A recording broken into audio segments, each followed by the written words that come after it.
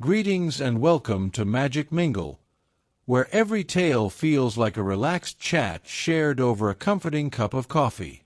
Today, I've got a fresh Sherlock Holmes mystery lined up, full of unexpected turns, subtle hints, and sharp reasoning. And if you feel like it, leave a comment to share where you're tuning in from. It's always a joy to hear from fellow detectives around the world. Let's jump into the case. The Return of Sherlock Holmes by Sir Arthur Conan Doyle. The Adventure of Black Peter. I have never known my friend to be in better form, both mental and physical, than in the year '95. His increasing fame had brought with it an immense practice, and I should be guilty of an indiscretion if I were even to hint at the identity of some of the illustrious clients who crossed our humble threshold in Baker Street.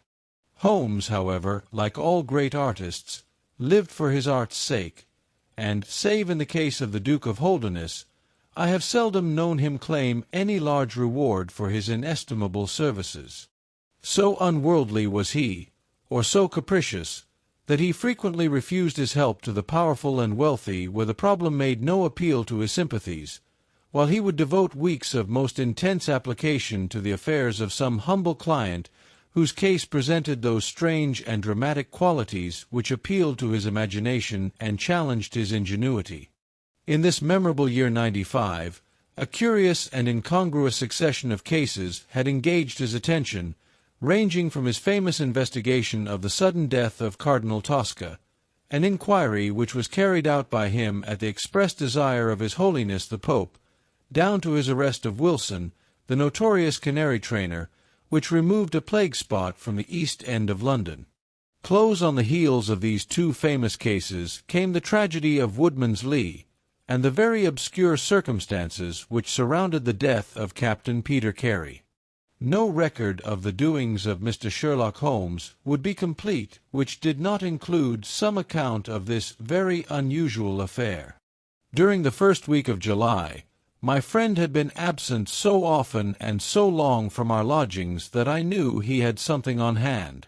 The fact that several rough-looking men called during that time and inquired for Captain Basil made me understand that Holmes was working somewhere under one of the numerous disguises and names with which he concealed his own formidable identity. He had at least 5 small refuges in different parts of London, in which he was able to change his personality. He said nothing of his business to me, and it was not my habit to force a confidence. The first positive sign which he gave me of the direction which his investigation was taking was an extraordinary one. He had gone out before breakfast, and I had sat down to mine when he strode into the room, his hat upon his head and a huge barbed-headed spear tucked like an umbrella under his arm. "Good gracious, Holmes!" I cried. "You don't mean to say that you have been walking about London with that thing?" "I drove to the butcher's and back." "The butcher's! And I return with an excellent appetite. There can be no question, my dear Watson, of the value of exercise before breakfast. But I am prepared to bet that you will not guess the form that my exercise has taken." "I will not attempt it." He chuckled as he poured out the coffee. If you could have looked into Allardyce's back shop, you would have seen a dead pig swung from a hook in the ceiling, and a gentleman in his shirt sleeves furiously stabbing at it with this weapon. I was that energetic person, and I have satisfied myself that by no exertion of my strength can I transfix the pig with a single blow. Perhaps you would care to try. "Not for worlds." "But why were you doing this?" "Because it seemed to me to have an indirect bearing upon the mystery of Woodman's Lee." "Ah, Hopkins, I got your wire last night, and I have been expecting you. Come and join us." Our visitor was an exceedingly alert man, 30 years of age, dressed in a quiet tweed suit, but retaining the erect bearing of one who was accustomed to official uniform. I recognized him at once as Stanley Hopkins, a young police inspector, for whose future Holmes had high hopes, while he in turn professed the admiration and respect of a pupil for the scientific methods of the famous amateur. Hopkins's brow was clouded, and he sat down with an air of deep dejection. "No, thank you, sir. I breakfasted before I came round. I spent the night in town, for I came up yesterday to report." "And what had you to report?" "Failure, sir, absolute failure." "You have made no progress?" "None."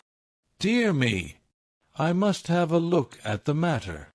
"I wish to heavens that you would, Mr. Holmes. It's my first big chance, and I am at my wit's end. For goodness sake, come down and lend me a hand." Well, it just happens that I have already read all the available evidence, including the report of the inquest, with some care. By the way, what do you make of that tobacco pouch found on the scene of the crime? Is there no clue there?" Hopkins looked surprised. "It was the man's own pouch, sir. His initials were inside it, and it was of sealskin, and he was an old sealer. But he had no pipe." "No, sir, we could find no pipe. Indeed, he smoked very little, and yet he might have kept some tobacco for his friends." "No doubt. I only mention it because, if I had been handling the case, I should have been inclined to make that the starting point of my investigation. However, my friend, Dr. Watson, knows nothing of this matter, and I should be none the worse for hearing the sequence of events once more. Just give us some short sketches of the essentials." Stanley Hopkins drew a slip of paper from his pocket. "I have a few dates here which will give you the career of the dead man, Captain Peter Carey. He was born in 45, 50 years of age. He was a most daring and successful seal and whale fisher. In 1883 he commanded the steam sealer Sea Unicorn of Dundee. He had then had several successful voyages in succession, and in the following year, 1884, he retired. After that he travelled for some years, and finally he bought a small place called Woodman's Lee, near Forest Row, in Sussex. There he has lived for 6 years, and there he died just a week ago today. There were some most singular points about the man. In ordinary life, he was a strict Puritan, a silent, gloomy fellow. His household consisted of his wife, his daughter, aged 20, and 2 female servants. These last were continually changing, for it was never a very cheery situation, and sometimes it became past all bearing. The man was an intermittent drunkard, and when he had the fit on him he was a perfect fiend. He has been known to drive his wife and daughter out of doors in the middle of the night and flog them through the park until the whole village outside the gates was aroused by their screams. He was summoned once for a savage assault upon the old vicar, who had called upon him to remonstrate with him upon his conduct. In short, Mr. Holmes, you would go far before you found a more dangerous man than Peter Carey, and I have heard that he bore the same character when he commanded his ship. He was known in the trade as Black Peter, and the name was given him, not only on account of his swarthy features and the color of his huge beard, but for the humors which were the terror of all around him. I need not say that he was loathed and avoided by every one of his neighbors, and that I have not heard one single word of sorrow about his terrible end. You must have read in the account of the inquest about the man's cabin, Mr. Holmes, but perhaps your friend here has not heard of it. He had built himself a wooden outhouse. He always called it the cabin, a few hundred yards from his house, and it was here that he slept every night. It was a little, single-roomed hut, 16 feet by 10. He kept the key in his pocket, made his own bed, cleaned it himself, and allowed no other foot to cross the threshold. There are small windows on each side, which were covered by curtains and never opened. One of these windows was turned towards the high road, and when the light burned in it at night, the folk used to point it out to each other and wonder what Black Peter was doing in there. That's the window, Mr. Holmes, which gave us one of the few bits of positive evidence that came out at the inquest. You remember that a stonemason named Slater, walking from Forest Row about 1 o'clock in the morning, 2 days before the murder, stopped as he passed the grounds and looked at the square of light still shining among the trees. He swears that the shadow of a man's head turned sideways was clearly visible on the blind, and that this shadow was certainly not that of Peter Carey, whom he knew well. It was that of a bearded man, but the beard was short and bristled forward in a way very different from that of the captain. So he says, but he had been 2 hours in the public-house, and it is some distance from the road to the window. Besides, this refers to the Monday, and the crime was done upon the Wednesday. On the Tuesday, Peter Carey was in one of his blackest moods, flushed with drink and as savage as a dangerous wild beast. He roamed about the house, and the women ran for it when they heard him coming. Late in the evening, he went down to his own hut. About 2 o'clock the following morning, his daughter, who slept with her window open, heard a most fearful yell from that direction, but it was no unusual thing for him to bawl and shout when he was in drink, so no notice was taken. On rising at 7, one of the maids noticed that the door of the hut was open, but so great was the terror which the man caused that it was midday before anyone would venture down to see what had become of him. Peeping into the open door, they saw a sight which sent them flying, with white faces, into the village. Within an hour, I was on the spot and had taken over the case. Well, I have fairly steady nerves, as you know, Mr. Holmes, but I give you my word that I got a shake when I put my head into that little house. It was droning like a harmonium with the flies and bluebottles, and the floor and walls were like a slaughter-house. He had called it a cabin, and a cabin it was, sure enough, for you would have thought that you were in a ship. There was a bunk at one end, a sea-chest, maps and charts, a picture of the sea unicorn, a line of logbooks on a shelf, all exactly as one would expect to find it in a captain's room. And there, in the middle of it, was the man himself, his face twisted like a lost soul in torment, and his great brindled beard stuck upward in his agony. Right through his broad breast a steel harpoon had been driven, and it had sunk deep into the wood of the wall behind him. He was pinned like a beetle on a card. Of course, he was quite dead, and had been so from the instant that he had uttered that last yell of agony.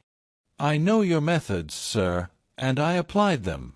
Before I permitted anything to be moved, I examined most carefully the ground outside, and also the floor of the room. There were no footmarks. Meaning that you saw none? I assure you, sir, that there were none. My good Hopkins, I have investigated many crimes, but I have never yet seen one which was committed by a flying creature. As long as the criminal remains upon 2 legs, so long must there be some indentation, some abrasion, some trifling displacement which can be detected by the scientific searcher. It is incredible that this blood-bespattered room contained no trace which could have aided us. I understand, however, from the inquest that there were some objects which you failed to overlook. The young inspector winced at my companion's ironical comments.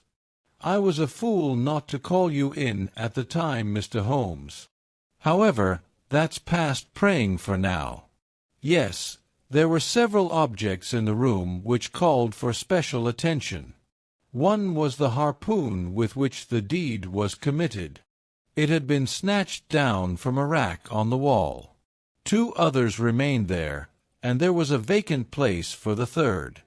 On the stock was engraved SS, Sea Unicorn, Dundee. This seemed to establish that the crime had been done in a moment of fury, and that the murderer had seized the first weapon which came in his way. The fact that the crime was committed at 2 in the morning, and yet Peter Carey was fully dressed, suggested that he had an appointment with the murderer, which is borne out by the fact that a bottle of rum and 2 dirty glasses stood upon the table.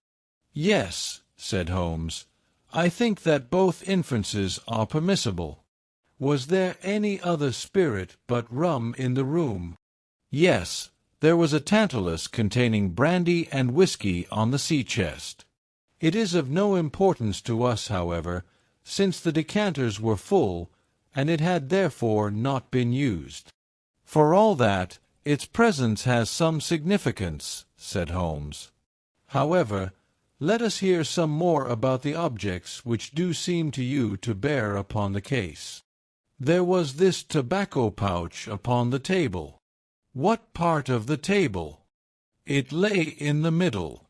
It was of coarse sealskin, the straight-haired skin, with a leather thong to bind it. Inside was P.C. on the flap. There was half an ounce of strong ship's tobacco in it." "Excellent! What more?" Stanley Hopkins drew from his pocket a drab-covered notebook. The outside was rough and worn, the leaves discolored. On the first page were written the initials J.H.N. and the date 1883. Holmes laid it on the table and examined it in his minute way, while Hopkins and I gazed over each shoulder. On the second page were the printed letters C.P.R., and then came several sheets of numbers. Another heading was Argentine, another Costa Rica, and another San Paulo, each with pages of signs and figures after it. "What do you make of these?" asked Holmes. "They appear to be lists of stock exchange securities. I thought that J.H.N. were the initials of a broker, and that C.P.R. may have been his client." "Try Canadian Pacific Railway," said Holmes. Stanley Hopkins swore between his teeth and struck his thigh with his clenched hand. "What a fool I have been!" he cried. "Of course, it is as you say. Then J.H.N. are the only initials we have to solve. I have already examined the old stock exchange lists, and I can find no one in 1883, either in the house or among the outside brokers, whose initials correspond with these. Yet I feel that the clue is the most important one that I hold. You will admit, Mr. Holmes, that there is a possibility that these initials are those of the second person who was present, in other words, of the murderer. I would also urge that the introduction into the case of a document relating to large masses of valuable securities gives us for the first time some indication of a motive for the crime." Sherlock Holmes's face showed that he was thoroughly taken aback by this new development. "I must admit both your points," said he. "I confess that this notebook, which did not appear at the inquest, modifies any views which I may have formed. I had come to a theory of the crime in which I can find no place for this. Have you endeavored to trace any of the securities here mentioned?"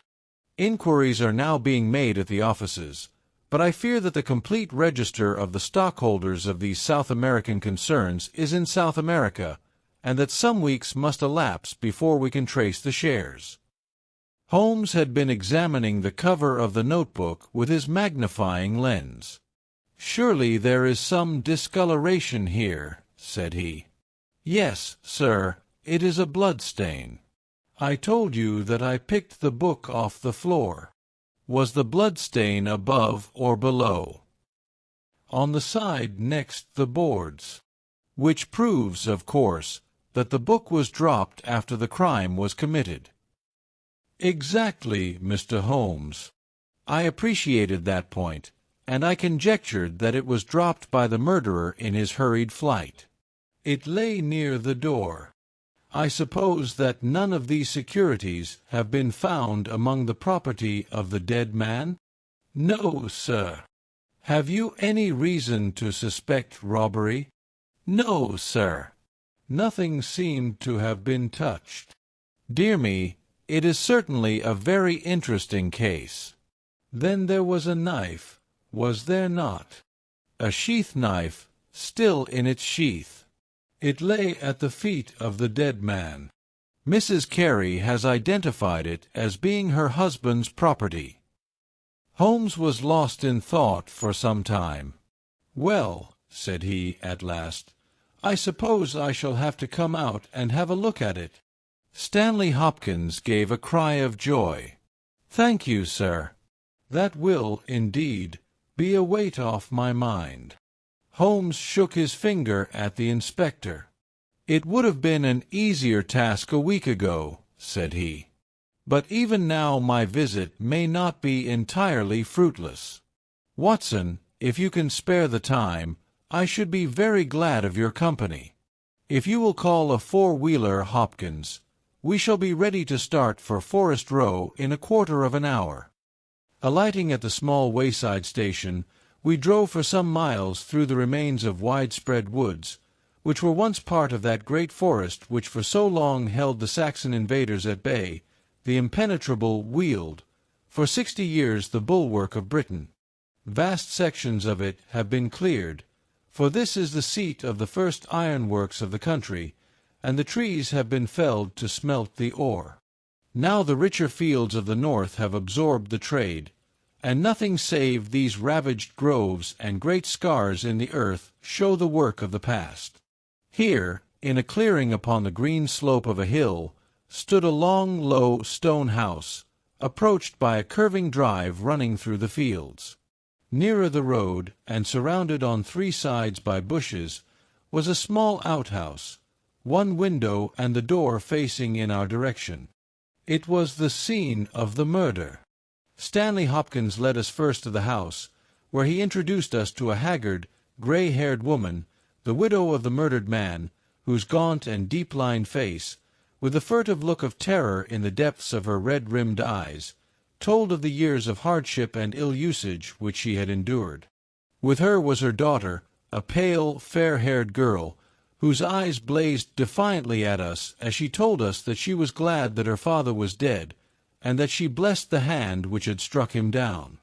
It was a terrible household that Blackpeter Carey had made for himself, and it was with a sense of relief that we found ourselves in the sunlight again and making our way along a path which had been worn across the fields by the feet of the dead man. The outhouse was the simplest of dwellings, wooden-walled, shingle-roofed, one window beside the door and one on the farther side. Stanley Hopkins drew the key from his pocket and had stooped to the lock, when he paused with a look of attention and surprise upon his face. "Someone has been tampering with it," he said. There could be no doubt of the fact. The woodwork was cut, and the scratches showed white through the paint, as if they had been that instant done. Holmes had been examining the window. "Someone has tried to force this also. Whoever it was has failed to make his way in. He must have been a very poor burglar." "This is a most extraordinary thing," said the inspector. "I could swear that these marks were not here yesterday evening." "Some curious person from the village, perhaps," I suggested. "Very unlikely. Few of them would dare to set foot in the grounds, far less try to force their way into the cabin. What do you think of it, Mr. Holmes?" "I think that fortune is very kind to us." "You mean that the person will come again?"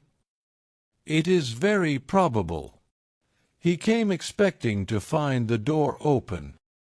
He tried to get in with the blade of a very small penknife. He could not manage it. What would he do? Come again next night with a more useful tool." "So I should say. It will be our fault if we are not there to receive him. Meanwhile, let me see the inside of the cabin." The traces of the tragedy had been removed, but the furniture within the little room still stood as it had been on the night of the crime. For 2 hours, with most intense concentration, Holmes examined every object in turn, but his face showed that his quest was not a successful one. Once only he paused in his patient investigation. "Have you taken anything off this shelf, Hopkins?" "No, I have moved nothing. Something has been taken. There is less dust in this corner of the shelf than elsewhere. It may have been a book lying on its side. It may have been a box. Well, well, I can do nothing more.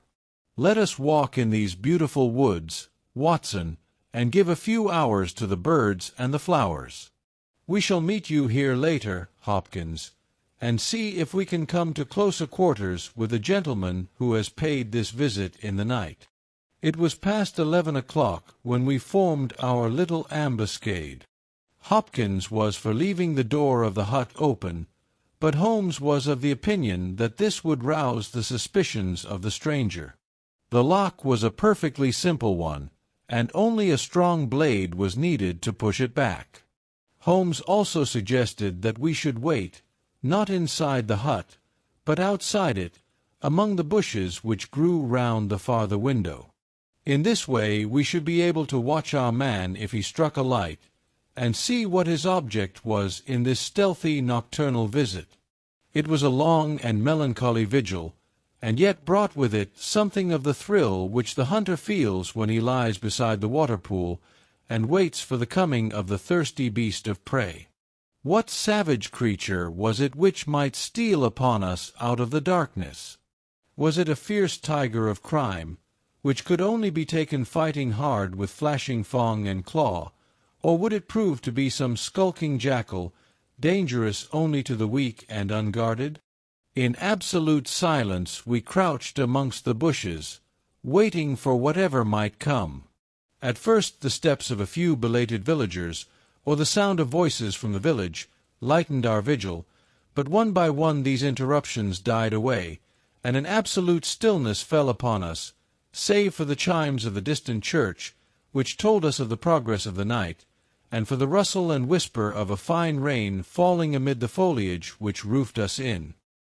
2:30 had chimed, and it was the darkest hour which precedes the dawn, when we all started as a low but sharp click came from the direction of the gate. Someone had entered the drive. Again there was a long silence, and I had begun to fear that it was a false alarm, when a stealthy step was heard upon the other side of the hut, and a moment later a metallic scraping and clinking. The man was trying to force the lock. This time his skill was greater or his tool was better, for there was a sudden snap and the creak of the hinges. Then a match was struck, and next instant the steady light from a candle filled the interior of the hut. Through the gauze curtain our eyes were all riveted upon the scene within. The nocturnal visitor was a young man, frail and thin, with a black mustache, which intensified the deadly pallor of his face. He could not have been much above 20 years of age. I have never seen any human being who appeared to be in such a pitiable fright, for his teeth were visibly chattering, and he was shaking in every limb. He was dressed like a gentleman, in Norfolk jacket and knickerbockers, with a cloth cap upon his head. We watched him staring round with frightened eyes. Then he laid the candle end upon the table and disappeared from our view into one of the corners. He returned with a large book, one of the log-books which formed a line upon the shelves. Leaning on the table, he rapidly turned over the leaves of this volume until he came to the entry which he sought. Then, with an angry gesture of his clenched hand, he closed the book, replaced it in the corner, and put out the light. He had hardly turned to leave the hut when Hopkins' hand was on the fellow's collar, and I heard his loud gasp of terror as he understood that he was taken. The candle was relit, and there was our wretched captive, shivering and cowering in the grasp of the detective. He sank down upon the sea-chest, and looked helplessly from one of us to the other. "Now, my fine fellow," said Stanley Hopkins, "who are you, and what do you want here?" The man pulled himself together, and faced us with an effort at self-composure. "You are detectives, I suppose," said he. "You imagine I am connected with the death of Captain Peter Carey. I assure you that I am innocent." "We'll see about that," said Hopkins. "First of all, what is your name?" "It is John Hopley Nelligan." I saw Holmes and Hopkins exchange a quick glance. "What are you doing here?" "Can I speak confidentially?" "No, certainly not." "Why should I tell you?" "If you have no answer, it may go badly with you at the trial." The young man winced. "Well, I will tell you," he said. "Why should I not? And yet I hate to think of this old scandal gaining a new lease of life. Did you ever hear of Dawson and Nelligan?" I could see from Hopkins's face that he never had, but Holmes was keenly interested. "You mean the West Country bankers," said he. "They failed for $1 million, ruined half the county families of Cornwall, and Nelligan disappeared." "Exactly. Nelligan was my father." At last we were getting something positive, and yet it seemed a long gap between an absconding banker and Captain Peter Carey pinned against the wall with one of his own harpoons. We all listened intently to the young man's words. It was my father who was really concerned. Dawson had retired. I was only 10 years of age at the time, but I was old enough to feel the shame and horror of it all. It has always been said that my father stole all the securities and fled. It is not true. It was his belief that if he were given time in which to realize them, all would be well and every creditor paid in full. He started in his little yacht for Norway just before the warrant was issued for his arrest. I can remember that last night when he bade farewell to my mother. He left us a list of the securities he was taking, and he swore that he would come back with his honor cleared, and that none who had trusted him would suffer. Well, no word was ever heard from him again. Both the yacht and he vanished utterly. We believed, my mother and I, that he and it, with the securities that he had taken with him, were at the bottom of the sea. We had a faithful friend, however, who is a businessman, and it was he who discovered some time ago that some of the securities which my father had with him had reappeared on the London market. You can imagine our amazement. I spent months in trying to trace them, and at last, after many doubtings and difficulties, I discovered that the original seller had been Captain Peter Carey, the owner of this hut. Naturally, I made some inquiries about the man. I found that he had been in command of a whaler which was due to return from the Arctic seas at the very time when my father was crossing to Norway. The autumn of that year was a stormy one, and there was a long succession of southerly gales. My father's yacht may well have been blown to the north, and there met by Captain Peter Carey's ship. If that was so, what had become of my father? In any case, if I could prove from Peter Carey's evidence how these securities came on the market, it would be a proof that my father had not sold them, and that he had no view to personal profit when he took them. I came down to Sussex with the intention of seeing the captain, but it was at this moment that his terrible death occurred. I read at the inquest a description of his cabin, in which it stated that the old logbooks of his vessel were preserved in it.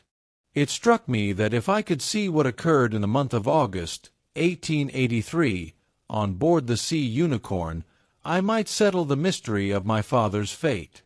I tried last night to get at these logbooks, but was unable to open the door. Tonight I tried again and succeeded, but I find that the pages which deal with that month have been torn from the book. It was at that moment I found myself a prisoner in your hands." "Is that all?" asked Hopkins. "Yes, that is all." His eyes shifted as he said it. "You have nothing else to tell us?"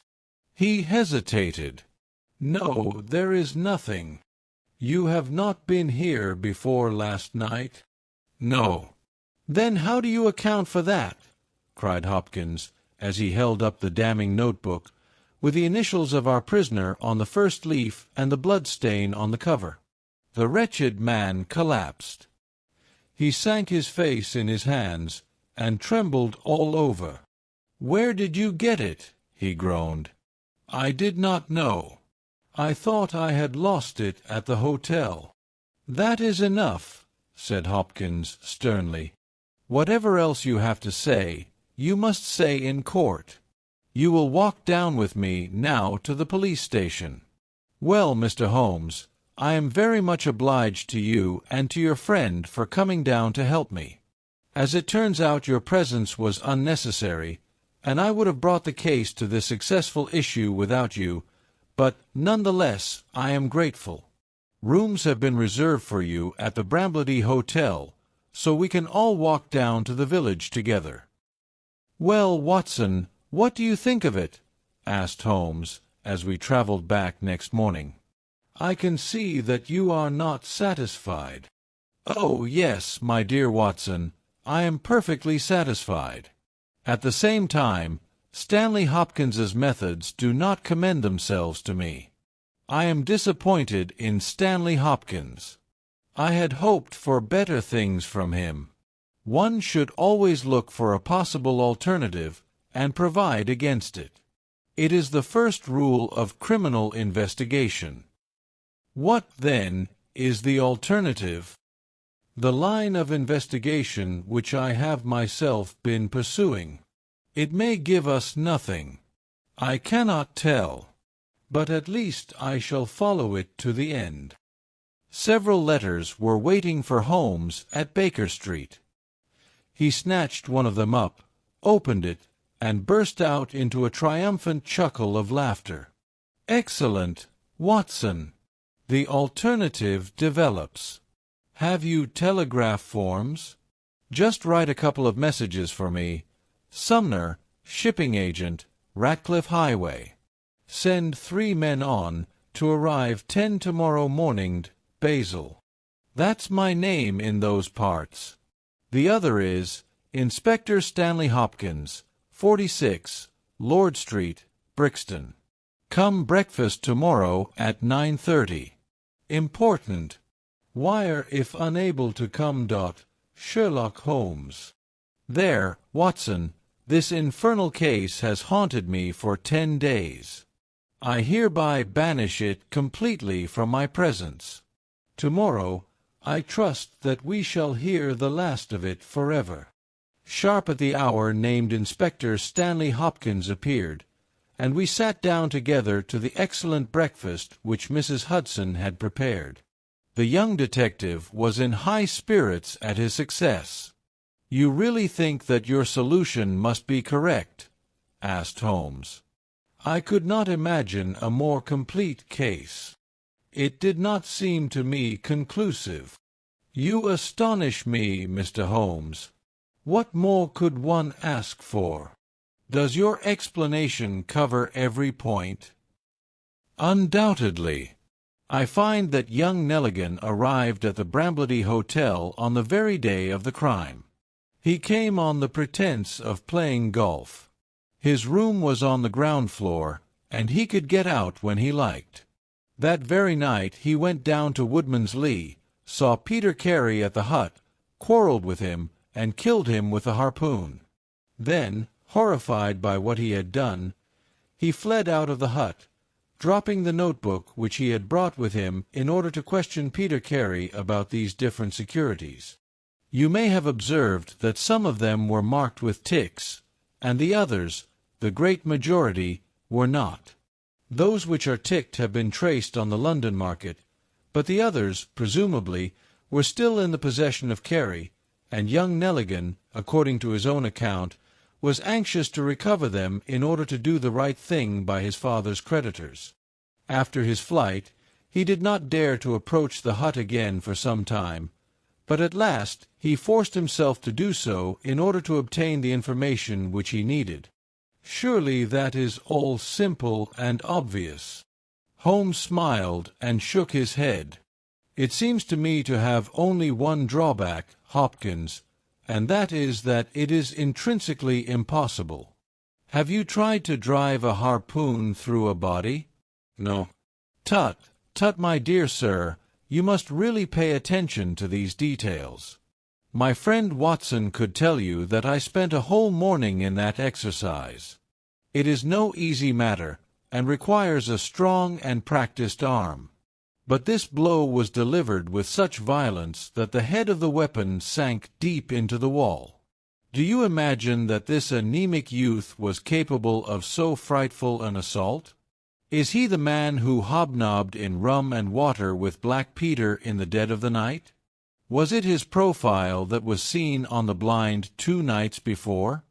No, no, Hopkins, it is another and more formidable person for whom we must seek. The detective's face had grown longer and longer during Holmes's speech. His hopes and his ambitions were all crumbling about him. But he would not abandon his position without a struggle. You can't deny that Nelligan was present that night, Mr. Holmes. The book will prove that.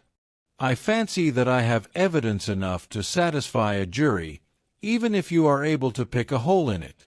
Besides, Mr. Holmes, I have laid my hand upon my man. As to this terrible person of yours, where is he? I rather fancy that he is on the stair, said Holmes serenely. I think, Watson, that you would do well to put that revolver where you can reach it. He rose and laid a written paper upon a side table. Now we are ready, said he. There had been some talking in gruff voices outside, and now Mrs. Hudson opened the door to say that there were 3 men inquiring for Captain Basil. Show them in one by one, said Holmes. The first who entered was a little Ribston Pippin of a man, with ruddy cheeks and fluffy white side-whiskers. Holmes had drawn a letter from his pocket. "What name?" he asked. "James Lancaster." "I am sorry, Lancaster, but the berth is full. Here is half a sovereign for your trouble. Just step into this room and wait there for a few minutes." The second man was a long, dried-up creature, with lank hair and sallow cheeks. His name was Hugh Pattens. He also received his dismissal, his half-sovereign, and the order to wait. The third applicant was a man of remarkable appearance. A fierce bulldog face was framed in a tangle of hair and beard, and 2 bold, dark eyes gleamed behind the cover of thick, tufted, overhung eyebrows. He saluted and stood sailor fashion, turning his cap round in his hands. "Your name?" asked Holmes. "Patrick Cairns." "Harpooner?" "Yes, sir." 26 voyages. "Dundee, I suppose?" "Yes, sir." "And ready to start with an exploring ship?" "Yes, sir." "What wages?" £8 a month." "Could you start at once?" "As soon as I get my kit." "Have you your papers?" "Yes, sir." He took a sheaf of worn and greasy forms from his pocket. Holmes glanced over them and returned them. "You are just the man I want," said he. "Here's the agreement on the side table. If you sign it, the whole matter will be settled." The seaman lurched across the room and took up the pen. "Shall I sign here?" he asked, stooping over the table.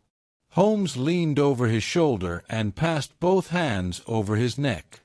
"This will do," said he. I heard a click of steel and a bellow like an enraged bull. The next instant Holmes and the seaman were rolling on the ground together. He was a man of such gigantic strength that, even with the handcuffs which Holmes had so deftly fastened upon his wrists, he would have very quickly overpowered my friend had Hopkins and I not rushed to his rescue. Only when I pressed the cold muzzle of the revolver to his temple did he at last understand that resistance was vain. We lashed his ankles with cord and rose breathless from the struggle. "I must really apologize, Hopkins," said Sherlock Holmes. "I fear that the scrambled eggs are cold." However, you will enjoy the rest of your breakfast all the better, will you not, for the thought that you have brought your case to a triumphant conclusion?" Stanley Hopkins was speechless with amazement. "I don't know what to say, Mr. Holmes," he blurted out at last, with a very red face. "It seems to me that I have been making a fool of myself from the beginning. I understand now, what I should never have forgotten, that I am the pupil and you are the master. Even now I see what you have done, but I don't know how you did it or what it signifies." "Well, well," said Holmes good-humouredly, "we all learn by experience, and your lesson this time is that you should never lose sight of the alternative. You were so absorbed in young Nelligan that you could not spare a thought to Patrick Cairns, the true murderer of Peter Carey." The hoarse voice of the seaman broke in on our conversation. "See here, mister," said he, "I make no complaint of being manhandled in this fashion, but I would have you call things by their right names. You say I murdered Peter Carey, I say I killed Peter Carey, and there's all the difference. Maybe you don't believe what I say. Maybe you think I am just slinging you a yarn." "Not at all," said Holmes. "Let us hear what you have to say." "It's soon told, and, by the Lord, every word of it is truth. I knew Black Peter, and when he pulled out his knife I whipped a harpoon through him sharp, for I knew that it was him or me. That's how he died. You can call it murder. Anyhow, I'd as soon die with a rope round my neck as with Black Peter's knife in my heart." "How came you there?" asked Holmes. "I'll tell it you from the beginning. Just sit me up a little, so as I can speak easy. It was in '83 that it happened, August of that year. Peter Carey was master of the Sea Unicorn, and I was spare harpooner. We were coming out of the ice pack on our way home, with head winds and a week's southerly gale, when we picked up a little craft that had been blown north. There was one man on her, a landsman. The crew had thought she would founder and had made for the Norwegian coast in the dinghy. I guess they were all drowned. Well, we took him on board, this man, and he and the skipper had some long talks in the cabin. All the baggage we took off with him was one tin box. So far as I know, the man's name was never mentioned, and on the second night he disappeared as if he had never been. It was given out that he had either thrown himself overboard or fallen overboard in the heavy weather that we were having. Only one man knew what had happened to him, and that was me, for, with my own eyes, I saw the skipper tip up his heels and put him over the rail in the middle watch of a dark night, 2 days before we sighted the Shetland lights. Well, I kept my knowledge to myself, and waited to see what would come of it. When we got back to Scotland, it was easily hushed up, and nobody asked any questions. A stranger died by accident, and it was nobody's business to inquire. Shortly after Peter Carey gave up the sea, and it was long years before I could find where he was. I guessed that he had done the deed for the sake of what was in that tin box, and that he could afford now to pay me well for keeping my mouth shut. I found out where he was through a sailor-man that had met him in London, and down I went to squeeze him. The first night he was reasonable enough, and was ready to give me what would make me free of the sea for life. We were to fix it all 2 nights later. When I came, I found him 3 parts drunk and in a vile temper. We sat down and we drank and we yarned about old times, but the more he drank the less I liked the look on his face. I spotted that harpoon upon the wall, and I thought I might need it before I was through. Then at last he broke out at me, spitting and cursing, with murder in his eyes and a great clasp-knife in his hand. He had not time to get it from the sheath before I had the harpoon through him. Heavens! What a yell he gave! And his face gets between me and my sleep. I stood there, with his blood splashing round me, and I waited for a bit, but all was quiet, so I took heart once more. I looked round, and there was the tin box on the shelf. I had as much right to it as Peter Carey, anyhow, so I took it with me and left the hut. Like a fool I left my bocce pouch upon the table. Now I'll tell you the queerest part of the whole story. I had hardly got outside the hut when I heard someone coming, and I hid among the bushes. A man came slinking along, went into the hut, gave a cry as if he had seen a ghost, and legged it as hard as he could run until he was out of sight. Who he was or what he wanted is more than I can tell.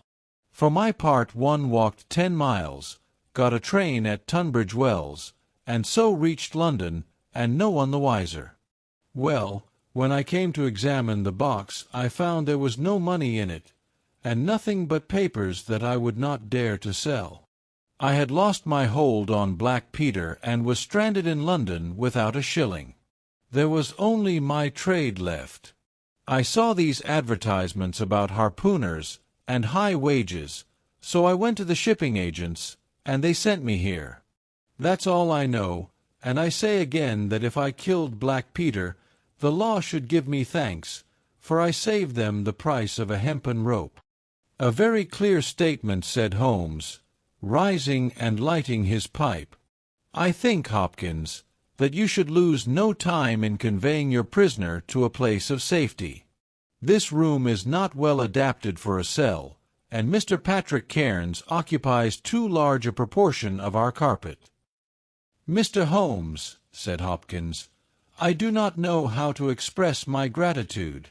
Even now I do not understand how you attained this result. Simply by having the good fortune to get the right clue from the beginning. It is very possible if I had known about this notebook it might have led away my thoughts, as it did yours. But all I heard pointed in the one direction. The amazing strength, the skill in the use of the harpoon, the rum and water, the sealskin tobacco pouch with the coarse tobacco, all these pointed to a seaman and one who had been a whaler. I was convinced that the initials P.C. upon the pouch were a coincidence, and not those of Peter Carey, since he seldom smoked, and no pipe was found in his cabin. You remember that I asked whether whiskey and brandy were in the cabin. You said they were. How many landsmen are there who would drink rum when they could get these other spirits? Yes, I was certain it was a seaman. And how did you find him? My dear sir, the problem had become a very simple one. If it were a seaman, it could only be a seaman who had been with him on the sea Unicorn. So far as I could learn, he had sailed in no other ship. I spent 3 days in wiring to Dundee, and at the end of that time I had ascertained the names of the crew of the sea Unicorn in 1883. When I found Patrick Cairns among the harpooners, my research was nearing its end. I argued that the man was probably in London, and that he would desire to leave the country for a time. I therefore spent some days in the East End, devised an Arctic expedition, put forth tempting terms for harpooners who would serve under Captain Basil, and behold the result. "Wonderful!" cried Hopkins. "Wonderful! You must obtain the release of young Nelligan as soon as possible," said Holmes. "I confess that I think you owe him some apology. The tin box must be returned to him, but, of course, the securities which Peter Carey has sold are lost forever. There's the cab, Hopkins, and you can remove your man. If you want me for the trial, my address and that of Watson will be somewhere in Norway. I'll send particulars later." Thank you for listening. Like, subscribe, and share our channel Magic Mingle with your friends to enjoy more magical stories.